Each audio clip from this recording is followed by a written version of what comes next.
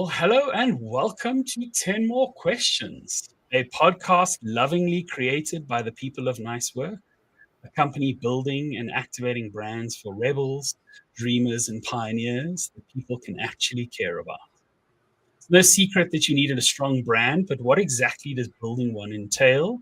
And how can you ensure your brand both stands out and supports your business?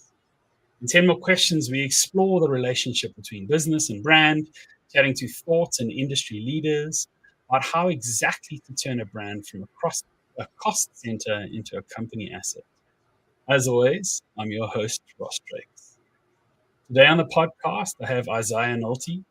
Isaiah helps leadership teams build companies that stay healthy as they scale. He's the co-creator of the Bloom Growth operating system and the co-author of Flourish. With more than a decade of experience guiding organizations through the shift from founder-led to team-managed. At Bloom, he was part of scaling the company from early stage to multi-million-dollar growth, supporting thousands of businesses across different industries. Today, we're talking about building community about your brand and how that's been Bloom Growth's secret to success. Welcome to the podcast. Yeah, thank you, Ross. That's quite a intro to live up to. well, that's my job. I need to get people excited and I need to get them wanting to hear from you. I mean, from my side, it's been interesting. I'm an EO member, Entrepreneurs Organization member of 14 years. And for a long time, it was, if you wanted an operating business for your company, it was scaling up or EOS. Like those were the sort of operating systems you could choose from. And people are quite vehemently passionate about one or the other. And over the last couple of years, I've seen this scrappy little startup kind of pop up here and there. And now, some of the people that I respect, quite a lot are starting to switch their titles on LinkedIn and things like that to Bloom Growth Coach. Can you share a little bit around what Bloom Growth is? And then we'll get into how you convinced all of these smart people to switch sides, to switch allegiances, as it were. Well, Ross, thank you for that. So I think if I can just sum this up into a short phrase or set of words, is we are passionate about helping the entrepreneurial community. That's how the Bloom Growth OS even came to being. Is we were the first software provider to pioneer software in the operating system space. And for having a software platform for over 10 years that worked with thousands of coaches in the top 10 different operating systems in the space, we have an enormous amount of data, and we're able to see where companies were struggling or where their operating system fell off the rails. And that's essentially how Bloom Growth was born. We took this data, filled in the gaps, knowing that entrepreneurial businesses had greater needs, specifically in sales and marketing, finance and data. This interesting piece called relationships, or the team health aspect of running a business. So many times we go into a business and everybody thinks that there's business problems to solve, but the majority of the time it's people issues, whether there's friction in relationships, misalignment, communication's not working, etc. And there's a big need to get that piece of the business strong, the relationship piece. So how did we get started? I mean, that's how we got started. We saw this need in the marketplace. So we filled in the gaps of the current operating systems. We developed the Bloom Growth OS. And then we just began to share, Ross, with other entrepreneurs. They noticed the same gaps, if you will, made sense to them. And we all have this desire to give back to the entrepreneurial community. I remember I started my first business when I was 18. I was speaking in Houston last week, and I shared with the audience, I was like, I wish I could go back in time and coach and mentor my younger self and share the things that I know now back then. Hindsight's always 20/20, but that's the passion that all of our entrepreneurial coaches have. that unites us and binds us together to want to give back, to help entrepreneurs grow and succeed, which ultimately, impacts their leadership team, their employees, their customers, and you get the ripple effect.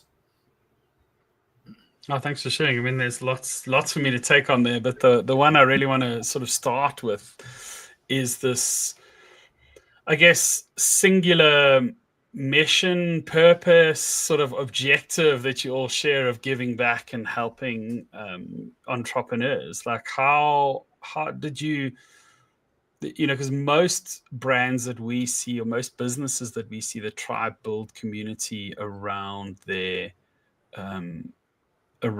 company often don't have that singularity. It's like that, almost that single focus is the thing that allows everyone to sort of align and then approach it from completely different ways, but ultimately heading in the same direction. So you sort of get the best of the analytical people and the best of the emotional people and the best of the driven people. They can kind of all contribute to this sort of single focus, even if the work is not the same or not singular in that way. Mm-hmm. Well, I mean, the first thing, which I'm sure most folks that are on this call and listening to this podcast know, is getting clear on your values and being able to articulate them in such a way that they're simple and easy to understand. So that's the first thing, Ross, is we don't have our values in a marketing sense, but we do share them up front with entrepreneurs who are interested in joining our coaching community. And it completely acts as a filter. People that aren't aligned with these values or are seeking after money or, win at any cost, no matter what it takes. It's not in alignment with our values, and it just disqualifies people, or they opt out of joining the community.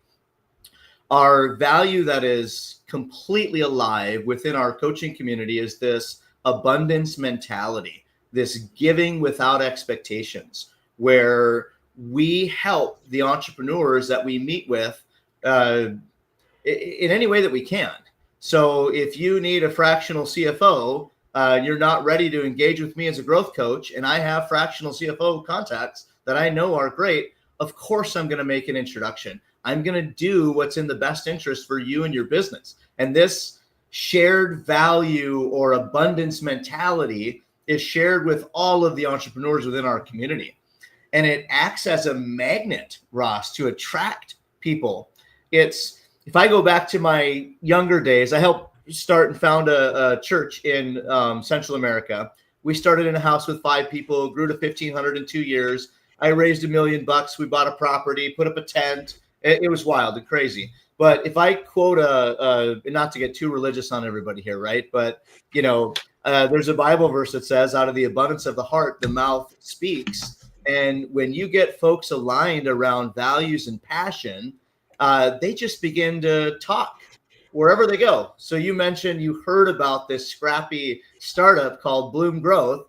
Why would somebody tell you about it? It's because this common shared value and passion that resonates through the community, people can't help but talk about it. And then it has the positive effect to, what the title of this podcast is, of strengthening the brand. That's kind of the outcome of it. But it's not the focal point. The focal point is the values, the shared value that we have. People internalize it, and then they just can't help but talk about it. I think that's, it's interesting that you talk about it like that, because, we say to our clients all the time, you spend so much time often on the visual side of the brand. So there's like, what does the logo look like? What does the video say? What is the language? Which is all really, really important. But sometimes people forget that often, most of the time, the key touch points of the brand are people. So it could be the guy delivering your package. It could be the woman taking your order. It could be the person who answers the phone when you are in need. And that experience speaks 5,000 times more powerfully than any well-written value, any mission statement, any of these things. If people have a terrible experience with a delivery man, they append Right. that back to the brand. But if they have an amazing experience with a delivery man, then suddenly you're like, oh, this is actually such a great company to work for. Because ultimately, most companies, most brands, in some way or another, are a service business. They are dealing with human beings. They are engaging with them in a way for them to take some sort of an action, to buy something, to subscribe, to listen, to follow, to pay money, to whatever that thing is. But essentially, you're trying to sort of get people to do that. And I love that you've got these humans who you're not necessarily paying. They're not like salaried members. They're all successful people in their own right who've chosen to sort of fly your banner, as it were, and run around promoting it. Ross, can I share a story that exemplifies what you're talking about, especially Please. from an employee standpoint? So we have a gal in the software side of our business. We have a gal, and Elba, if you're watching this, yes, I'm going to give you a shout out here. So we have a gal on our team named Elba. She's on our customer service team. And our number one core value is we love helping.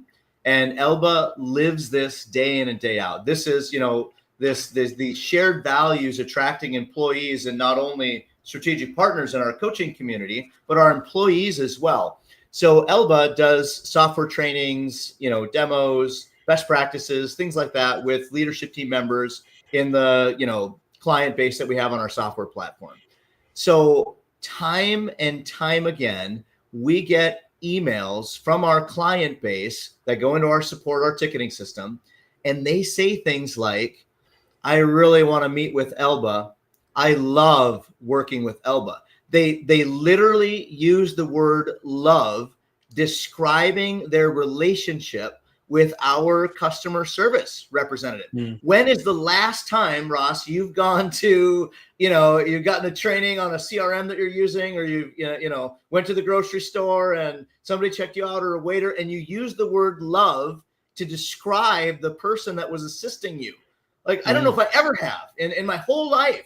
And here we have clients that say, I want to meet with Elba. Does she have a meeting link just for her? I love working with Elba. It's how do you get that? I can't force Elba to show up in that way. I can't make her be this person. It's who she is. It's a shared common value of why, understanding what we do, of giving back to the entrepreneurial community, that causes her to show up in the way that she does. And then it has this impact similar to the impact that our coaching community is having.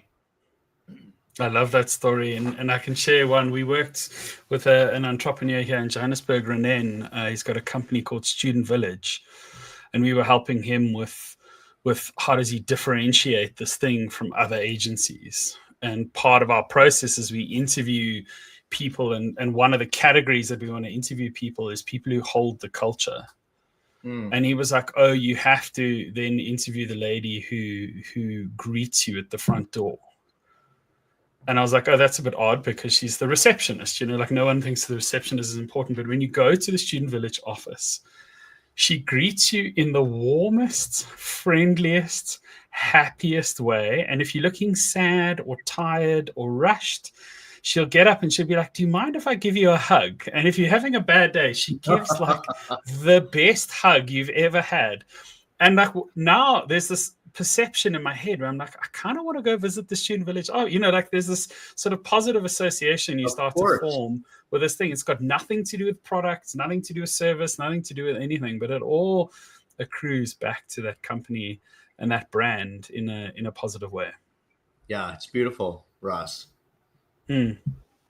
So I mean, you've talked about this idea of shared purpose, and I guess when you started your initial intro, you were talking about people and how most of the problems in companies are people, and we've had a little bit of a light discussion around brands and how brands, a lot of the brand touch points is often in people, and how difficult, you can tell people what to do and what to say, but how they show up is completely up to them. How do you see this playing out with your clients, and how have you with Bloom, how have you built a team that kind of exemplifies this sort of thing? Yeah, that's a great question. What's interesting, and where most of the time in organizations, we do not have people who are actively acting as a terrorist or trying to intentionally make things bad within our organization. Most of the time, that's true. Most of the time, we have folks that want to do a good job. They want to perform. They want to meet expectations. So where's the breakdown in that? Most of the time, it's within communication, execution, assumptions, unclear expectations around the job. So the cohesive growth system, or the framework, deals with all of these aspects of working in a job and communicating and working with other teammates. So weekly meeting rhythms, that we get the right communication and execution through a standardized meeting that's powerful and productive. We get clarity on roles and responsibilities. Even today in one of our teams, or yesterday in one of our teams in our weekly meeting that we had with Bloom, with our organization, so a couple of our folks weren't clear as to who's doing what in a certain process. Well, when we do not have a defined process or defined roles and responsibilities or clarity as to who's doing what, man, we store it up here. Well, Ross, aren't you doing that? Well, no, Isaiah, you're supposed to. Well, no, isn't Andy supposed to do that? Well, what happened? Why did we drop the ball with this customer? And then there's finger pointing, and there's blame and defensiveness. And this begins to fracture the relationships. It begins to distance people. So this cohesive operating system or growth system provides the framework for communication to flow, for there to be clear expectations around roles and responsibilities, KPIs, etc. And it's done in such a way that the team feels empowered. Can I share an example of my family, Ross? Of course. Really, yeah, sweet. I suppose you should probably be asking your family if you can do that. Well, my little kids. So I've got 5 kids. My stepson's 22, Noah's 12, Jacob's 11, Joseph is 9, and Rosie Bear is 7. For the longest time with my little kids, I was the guy that wanted to do new activities, and it was like I had to force everybody to, well, let's go do this, or let's try this, or let's learn this. And it was me kind of forcing and dictating and driving activities, whether it's trips or learning a new skill, etc. And frankly, it got tiresome.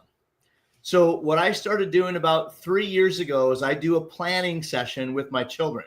If I was able to share my screen here, I'd share the screenshot with you. But essentially, I run a 4-hour session with my little kids where they have sticky notes and they write down their ideas of what they want to do, what they want to learn, and they stick them to the wall. It's this fun, engaging activity. And then that's about a 15 to 20 minute brainstorm. And then they present to the family their ideas. By the end of this, we agree upon what we want to do, whether it's a vacation, learning how to swim, learning how to ride a bike, learning a new sport, whatever it might be. And what happened, then we set, it's similar to what we do with the leadership team. Then we set goals for the year, and then we break it down what we're going to do in the next 90 days. And we got these big, if I can pick up my pen, I got these big Post-its like that I stick to the wall. And my wife hates it, by the way. She's like, Isaiah, when can we take these sticky notes off our walls? I'm like, honey, never. This is our planning. Come on. Never. And my kids love it. But what I found, though, Ross, and the same thing that happens with a team, is that now I'm not the guy that's driving results or execution within my family. My kids are driving me. They're like, Papa, did you get our passports renewed? Because we're going to go visit grandma and grandpa 2 weeks in July. Have you done that yet? Like they're the ones that are hey, are we gonna? And then, Papa, can we have our planning session? We haven't had our planning session yet, Papa, because we don't know what we want to do yet. Like they're the ones that are, and this is what happens within an organization. It's like each employee, their voice is heard. They have the opportunity to make their department better. There's a framework to house the communication, the ideas, the problems, the opportunities, and then there's a problem-solving mechanism so that we can get all of the people within our organization moving in the same rhythm, helping us build a better business, proactively solving problems and creating a greater, better client experience. So hopefully that made sense. And that shift, though, of clarity in roles and responsibilities, the framework for problem solving, all of these things are baked into the growth system or the growth framework. And then the outcome is that Elba knows what she can do with clients. She's excited. She's empowered. She can treat them like, the most important person on the planet and make them feel valued. And our engineering team can build tools and features in the software that are because they're empowered to run with this, and the communication mechanisms that are built in as well. Fascinating. There's a question from the audience: does structure and planning ever get in the way of real conversation versus people being super involved and being autonomous? Can you repeat the question again, Ross? It says, does structure and planning ever get in the way of real conversation versus people being super involved and being autonomous? And she sends a follow-up which says, I mean, how to facilitate that culture of people actually getting involved. Yeah, so that's a really interesting question. And I don't think it's the process itself. Well, from my experience, what I've seen, it's more so the facilitation of the ideas. I've been doing this a long time. I've worked with thousands of companies and leadership teams over the last decade. Got a lot of experience. Folks that are self-implementing, like you as the owner, entrepreneur, somebody on your leadership team is facilitating a planning session. It's a lot of times when the owner's doing it, what I've noticed is it's more of telling everybody what to do as opposed to drawing out ideas and facilitating conversation and then deciding as a team what we want to focus on. There is a big difference if I come to my team and tell them, hey, Sheila, I need you to do this. Andy, I need you to do this. Brent, you're doing this. Catherine, you're doing. If I dictate and tell them what to do, it's not received as well. They're not necessarily enrolled in this. But if we together as a team build a list of opportunities and obstacles and then decide together, obviously I'm getting my input in on this conversation, as are the teammates, where we have this healthy conflict going back and forth to help us make better decisions. That's where the enrollment comes in. And that's where I've seen this kind of a process fall apart as far as planning sessions. Hopefully that helps answer the question. If you have a coach facilitate the conversation, you can get a much better result. And I'm not saying that so that you hire me as a coach. This is me speaking from experience here. Having a third party that doesn't have any bias in the conversation facilitate these ideas and help the team and engage each team member gets a result where people are aligned, enrolled, on board, ready to attack the quarter of the year with the priorities that they set as a team. I mean, I think this is true for many things. I totally agree. One of the things that sort of started part of this conversation was, we've been looking at EOS, we've been looking at an operating system, we've toyed with self-implementing, and it's actually now decided to not do that because, one of our values is an outsider's perspective. It's so hard to fix your own stuff. It's so hard to apply even if it's your trade, to apply your own trade to yourself. And my team will know because they're busy revamping my brand, even though I asked them not to. They are doing it because they have their own free will. But it's hard doing your own stuff where when you've got someone who you trust, who can also call you out and push you a little bit and reaffirm your decisions, that makes that whole process a lot easier to sort of make it through, whether it's doing a rebrand or changing a financial model or getting like changing a business process or running a strategy. It's like and Right. as a leader, it's often nice to be able to participate as an equal, as opposed to, kind of running the show. Yeah, you nailed it, Ross. Even so, imagine Todd and I are in sessions together. Todd's the co-author of the book Flourish. Both of us have an enormous amount of experience facilitating growth coaching, and we still invite a Bloom growth coach to facilitate our session. Even though Todd has like 2 decades of experience, I have, 7 years, and we still invite somebody else to come in and facilitate. And thank God that we do. Not that we don't get along. We need help.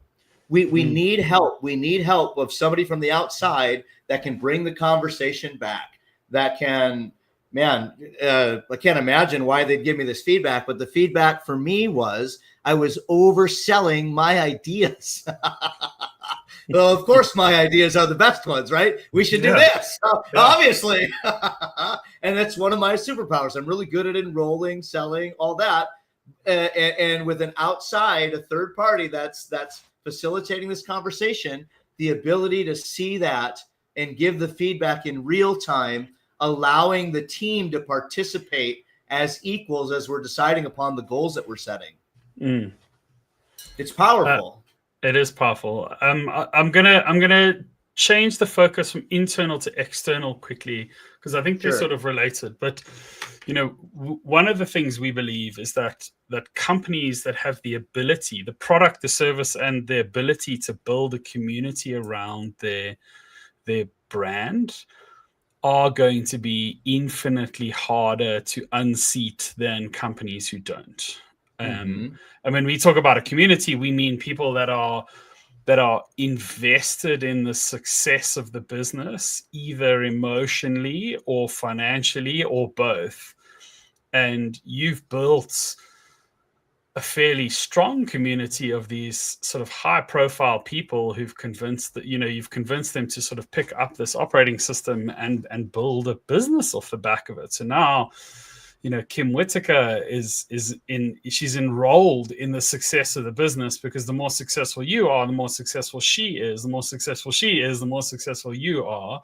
That's exactly right. How have you gone about collecting these people? How have you gone about screening them? How have you gone about like incentivizing them to sort of participate?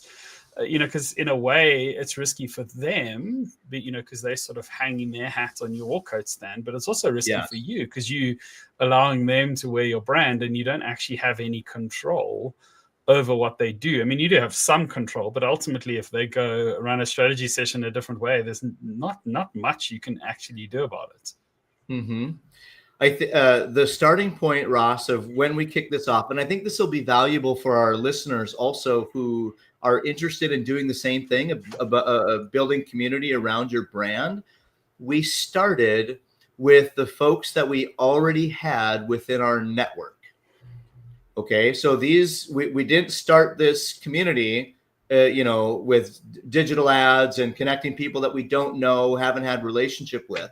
So we started with our network first, right? We built a list of folks that we felt were in alignment with our values, that shared the same, why or passion for helping entrepreneurs, and we're at the right point or stage in their life where this made sense. And for us, it's entrepreneurs who are in transition, where they've recently exited their business or it's professionally managed by a leadership team and they're no longer in the day-to-day operations. They don't necessarily want to start another business and manage people, but they're at a point and stage in their life where they want to do something meaningful and use the wealth of experience that they have to give back. So that's the first, tip, if you will, is to start with your network. That, of course, and that makes sense. The next thing that is vitally important, Ross, and this is for anything that you're doing within your organization, it's dial in your process, okay, and obsess over your process. Well, Isaiah, what are you talking about? Well, what do you do What do you say? What is the presentation? What are the steps that you take when you connect with somebody within your target audience that has the potential of joining your community? And obsessing over this process and continually updating it. Now that our book came out, what do you think is a step in our process that we're adding, Ross? We just launched this a week ago. Now we're sending a book. Like you're not selling them a book for $299 as your No. first revenue generation opportunity. Yeah. It's part of the process, though, is my point of this, is that we have these steps laid out, what to say, how to say it, what, and a lot of it is active listening, understanding. If you haven't done the work of dialing in your personal purpose or your personal why, my why is to empower the people around me to flourish. No pun intended with the title of the book, right? Empower the people around me to flourish. Well, how do I do that? When I'm on a call with an entrepreneur, I want to understand, what are their wants, needs? What are they looking for in the next couple of years? Is there synergy or alignment with will I actually be able to help them with what we have with our operating system and our coaching community, our entrepreneurial coaching community? There's times, Ross, and in these discovery calls where I've told entrepreneurs they're excited about joining, and I've literally told them, hey, I don't think this is going to be a good fit for you. Based on what you shared with me, boom, boom, boom, I don't think it's going to be, I want you to strongly consider if now is the right time for you to step into this. And we have identified the requirements for what people need in order to be successful as a growth coach. And then sharing those up front. A lot of the coaching communities are designed around making money. We've got quotas and high price tags to join. Doesn't matter if you're successful or not. Take out a loan, purchase this, and away we go. That's not us. We've got a high bar. We evaluate if we think they'll be successful or not. And then, just like you said with Kim Whitaker, who is a rock star, by the way, and her book is coming out here as well sometime soon. Kim, if you're on this call, we love you. She's in South Africa. No, she's in Hong Kong at the moment, so she's not. Oh, she is. All right. Yeah. If you need an amazing growth coach, Kim is the gal you want to see. So, we're vested in this and helping our coaching community succeed. And it starts from the first point of contact. And then the process goes along the way. But that's important, though. If you're building community or if you're in sales, dial in your process. Make sure it's consistent, get all your people trained, and then continuously update it as you have a better way. So I mean, I just want to pause there. So you talked about the using people in your network as the first step, and you've talked about the process. I'm very interested, for myself, is like, what do you like? What are I don't know, is there like a theory around what a good process looks like? How do you, how do you think about that? Or is it just like, do these three things? Is it that simple? I mean, there's obviously sales books that you can read. There's Sandler Sales, so there's a lot of information that you can get around building a sales process. I think that the most important, and it'll vary depending upon industry, et cetera, but the most important piece of this, in my mind, that so many people don't get is this art of active listening to understand as opposed to listening to reply. There's a distinction here. And for me, my mind races all the time. I'm thinking. I have to calm that. Landmark Education coins this as the already, always listening, where when we're in conversation with somebody, our mind is racing. This was so bad 10 years ago for me that I would literally interrupt people when they're talking. I would try to finish their sentences as if I could divine what they're about to say. But my mind, I was listening to reply. I wasn't listening to understand. And in sales or in the process or in building community, this is something that I would invite you to master, is be present with people. Get your distractions out of your space. the phones, the technology, all of these things, and be present with people. Make gentle eye contact. The trick that I have to do is I have to repeat your words in my head. A lot of times people say, if you see Isaiah talking to himself silently, you know he's in deep thought. And it's one of my quirks, I guess, but it's the way that I keep my mind focused on the conversation. If I don't do that, I'll miss it. I won't be present. I'll miss what you're telling me. And in a world where we're so distracted, everybody is so focused on themselves, this is, man, I hate to say this, but it's a differentiator. I very rarely run into folks that have mastered this skill set of active listening, being present in a conversation. And I guess when you combine that with generosity, it's a great thing. You know, I heard this. I mean, I was in Omaha at an event with a client, and I was having a conversation with someone, and he was launching a new beverage. And I was like, oh, you need to build a category. And he was like, what do you mean? And we had a little conversation about it. And then like a week later, I got a really good article about it, and I sent it to him. And I was like, this is what I'm talking about. And he's like, oh, thank you so much. And then the other day, he actually messaged me back about something. He was like, hey, you said something to me, and here's like something for you. It like unlocks this sort of human exchange. Yes. And I guess that is, I guess in sales, in branding, in all of these things, people often forget that you're selling human to human. Yes, the legal docs are signed company to company, but ultimately, if one human in that chain decides they don't like you, and conversely, if they decide they do like you, it can be the difference between success and failure. It can be the difference between signing that thing or not, because we are ultimately all selling to people and branding to people. We're not, well, I don't know. I was reading a thing around the dark internet, and half of us are selling to computers, but that's a whole side conversation. We can have a different day. So I took us on a segue around the system. So you've talked about having, like, dialing in your system and starting with a thing. What are the other pieces to building a community? There's got to be three. McKinsey says you always have to have three. Like, you need the third one, or else you haven't done your job well enough. Well, so let's see. I think the first one that I would say would be the values, right? The shared purpose, the why, the values. I would lump that all into one bucket. The other one is the network. I think that it is really hard to build a community if you don't already have somewhat of a network. You leverage your current network, and then you leverage their network, and it just grows from there. So those two. And then the third one is the product. The actual product or service has to be, up to par, quality, make sense, fit with, what it is you're doing. So in our case, we've got our values, purpose, why, which I've already shared.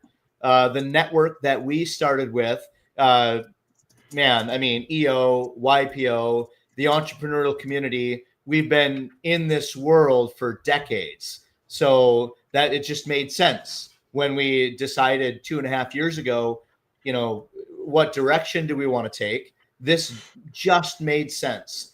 And then the third one was the operating system, the Bloom Growth OS. From the data that I mentioned earlier that we have from our software platform, it was so clear that there's gaps in the current systems that exist in the marketplace. Of course, we have all of the goal setting, the plan, the weekly meetings, the accountability structure with roles and responsibilities, that all of these things make sense. And then we filled in, because as you mentioned, Ross, we have a lot of high caliber folks, entrepreneurs in our coaching community. So even though we had the why and the purpose and the connection, and they were in our network and already trusted us, there's no way they would join us if our product didn't make sense, if it wasn't good or better than, and they've noticed the same gaps as they've implemented different systems within their own businesses. So those would be the three things that I would mention. as being required. Thank you. I mean, this is always an interesting one for me because as the founder and the salesperson, you have to sort of believe in your product, and if you don't, then you're probably going to lose. But what do differentiation is such a hard thing. Like, what do you think makes this thing really different and stand out compared to other systems that have long proven track records and been very successful and helped lots of Yeah. people kind of grow businesses? What is truly different here? Yeah, it's a great question. One is our coaching community are experienced entrepreneurs. That's one. And then this caliber, this bar that we have of allowing people to join the community makes it exclusive. If you hire a Bloom growth coach, you know that your coach has been there, done that, has real world experience of running, growing, scaling a business. That in my mind is so important because every business is like a snowflake as to what they have going on within their business. The other aspect also, Ross, or differentiator is the relationship aspect. What do you mean by that? Yeah, so if anybody in our audience has been an EO or YPO and you've been a part of a forum, it's a forum-like experience with your leadership team. There's some clients that I coach in Chicago, architectural firm. We've been, after 2 years, tremendous business results, quadrupled their net operating income, growth in the business, dialed in their process. We could just list all of the great things that happened while implementing the growth system and working with me as a coach in their business. But when I asked them after 2 years, I asked them, what is the best thing or the most impactful part of doing Bloom within your business? You know what they said?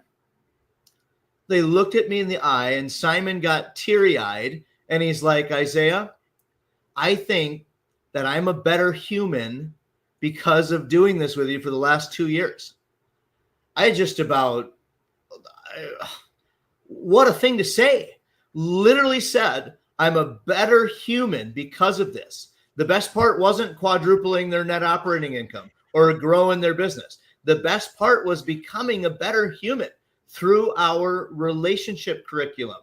And it's like popcorn. Clients that have been on the journey for 2+ years experience this shift in their relationships. It's like the top 10 to 20 closest relationships in their lives get better, and not because the people around them are changing. This is a lot of self-reflection that's going on here, right? A lot of the things that I've been talking about, the active listening, the being present, managing emotional triggers. I could go on and on and on of what this curriculum entails, but essentially it gives us the tools. It's almost like blind spots that we have around being a human and how we relate to people. We don't see it. We don't see the perspective that our team has of us. And through these exercises and through this curriculum, it comes to the forefront and we begin to make these changes. And we're on this journey of becoming a better human is how I would describe it. A better human with more money, more success, more growth, more time, more fans, more respect from your family, everything you could ever dream of.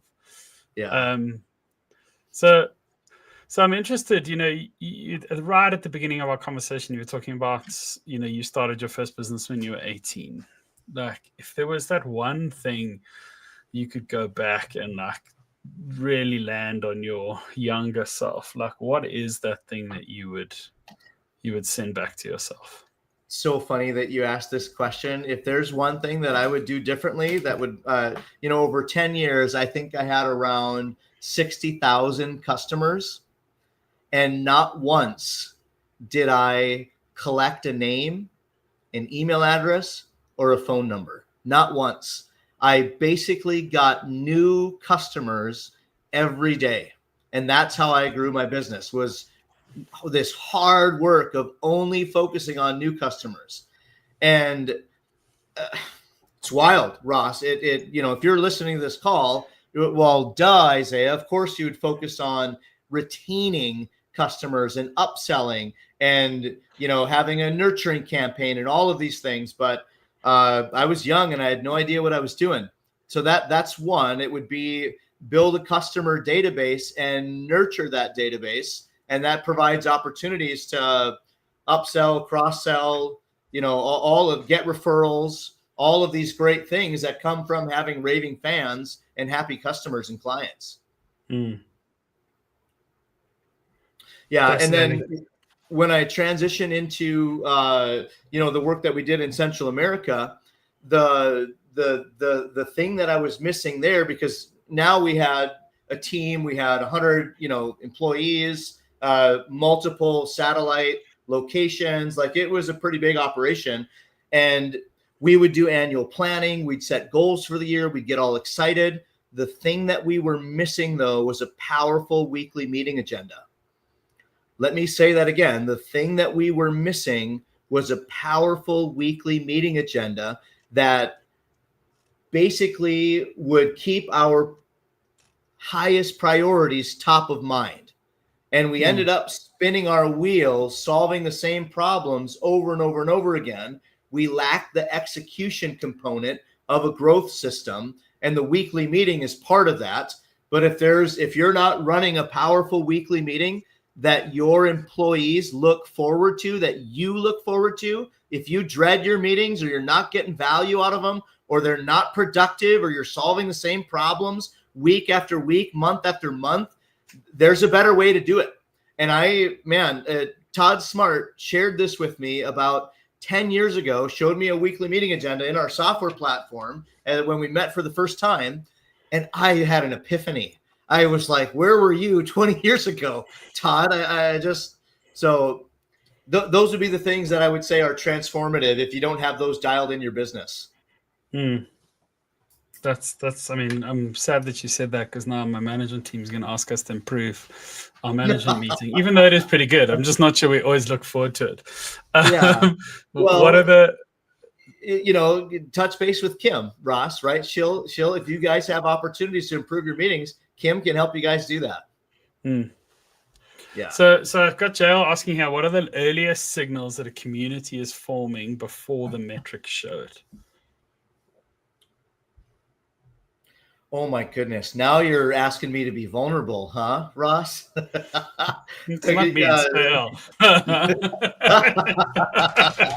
it's So you were right when you stated earlier on around a level of risk associated with, joining a community, for example. Your reputation, the product, you're putting your name out there and now leveraging your network and kind of being a brand ambassador for, Bloom, if you will, in this case, or whatever your business is. So I would say that the beginning indications of a successful community is when the community begins to help and support the community. Isaiah, what are you talking about? Well, at the beginning, it was Todd and I that were answering all the questions, guiding, leading, giving, helping, supporting, all of this. Well, at a certain stage, people become successful. They internalize the content, the growth system. They understand how this works, the impact that it has. The why is always there, but this began to snowball when our community began to voluntarily support each other from this abundance mentality, this help first. I literally have one of our growth coaches, Jude Olinger, who's out of New Orleans. He's crushing it in his coaching practice, so successful. And I helped him in the beginning, called him every other day, coached, mentored, all that. Now he's asking me, he's like, Isaiah, what can I do to help you? I want to give back. Who can I mentor in the community? It's like this. I want to do the same thing that you did for me with other coaches in our community. I would say that's when the snowball begins to happen. When it's no longer you doing all the work, but your community is beginning to engage, mentor, coach, promote, whatever's relevant to your community. I think that's such a lovely note to end on. I think it shows that power in when people emotionally connect to something and there's a structure to allow them to sort of do that. I think that's when, community can start building your brand, and your brand can start building community, because, people notice the people in it, and they notice the identity that they're wearing. And, that leads to a little bit of curiosity, and curiosity is the first step, and then people can sort of suck in. So I think it is interesting that you started to build this. And I'm interested to watch how you sort of maintain that level of exclusivity at scale, because this is always the thing. Like, it's easy in inverted commas to find 50 really good people. Mm-hmm. But to find 5,000 really good people is it's like a whole nother game that you almost need to play, which is interesting. Yeah. Wonderful problems to solve, Ross, right? As every business begins to grow and scale, of course, Yes. it increases with complexity, and having a growth system or a framework to handle it and to guide it is what's needed and works. We've seen it over and over and over again. I like that you ended that with a really, really clean punt for Bloom Growth. Isaiah, thank you so much for joining us. It was great having you on the interview, and time flew by, which is always for me a sign of a good interview, and I'm not looking at the clock desperate for it to end. So thank you for your time, thank you for your energy, and thank you for showing up today. Yeah, you got it, Ross. My pleasure. So that's it for this week. We'll be back with more business and branding in the next episode. Subscribe to get every episode. And thank you to all our live guests who showed up. If you want to ask questions and have them answered live, please subscribe to be invited to the next one. In the meantime, we'd appreciate it if you'd like or share this episode with someone in your network, if you think it's valuable for them. I believe that sharing actionable knowledge is one of the most generous things a human being can do. 10 More Questions is brought to you by Nicework. We are dedicated to helping people and businesses make a dent in the world through brands that people actually care about. Thank you for listening, and until next time, bye-bye.